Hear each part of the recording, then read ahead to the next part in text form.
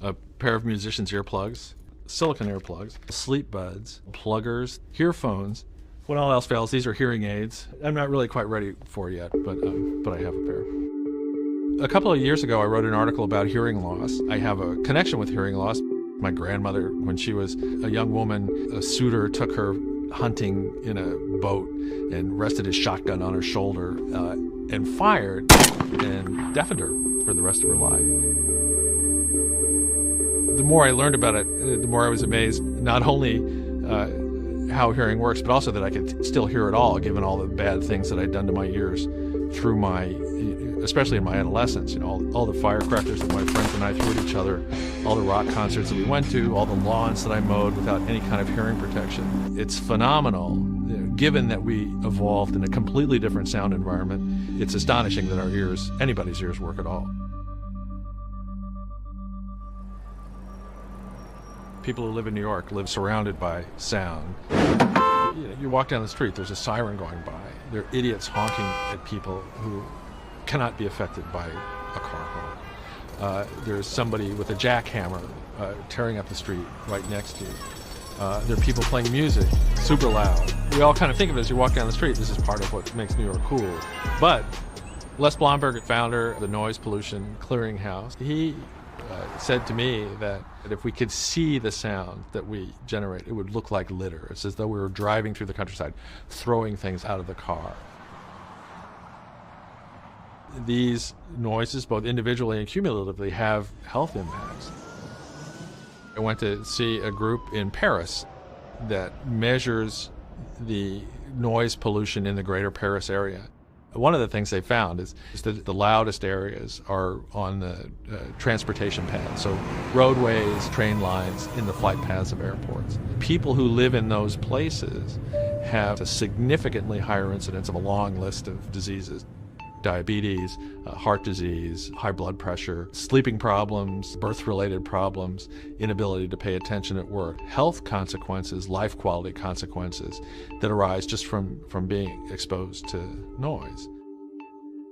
The people in Paris and the World Health Organization have estimates of how much life is actually lost as a result to sound. And it's measured in years. And so if you live in a noisy area, it actually has an impact on longevity. In the 1970s, up in Inwood, in the northern part of Manhattan, there's an elevated train track that's within a couple of hundred feet of the school, and it bothers the students. They can't study. Students on the side of the building that was closest to the tracks, by sixth grade, were almost a full year behind students on the quieter side of the building in terms of their reading ability. Every few minutes, the teacher would have to stop for 30 seconds because the train was so loud that the students couldn't hear her. The transit authority eventually installed rubber pads between the rails. The school put sound-absorbing acoustic tiles on the ceilings of the classroom. And, remarkably, the reading scores then rose again to where they were the same on both sides of the building. The world before we came along was a much quieter, much darker place. Now, over a relatively short period of time, basically since the Industrial Revolution, we've added these extraordinary stressors to ourselves and then also to all the other creatures in the world. A number of years ago, a group of scientists in Idaho did an experiment on birds during migration season. They played road noise through loudspeakers. The road is about 700 meters long, and it's made out of 15 different speakers that are all playing road noise at the same time. And what they found was that it had a huge impact. The number of birds fell by a significant percentage, and that even among birds that stayed, they put on less weight than they should have been at that time of season. And it wasn't even a very loud sound level. I think to a New Yorker, it might almost have sounded soothing. Where we have an even bigger impact on wildlife is under the water, where we can't see it, in the oceans. Creatures that live underwater, they depend on their hearing. They can hear for hundreds of miles. So sound can play a much more important part for them than it does for humans. There was a scientific study in Canada where scientists were measuring levels of stress hormones in whale poop. They had trained dogs that could sniff whale poop over the side of a boat, and they were collecting it. What they found was that there was a sudden dramatic drop in the levels of stress hormones in whale poop. It dropped, and then it picked up again. And what had happened in between was 9/11.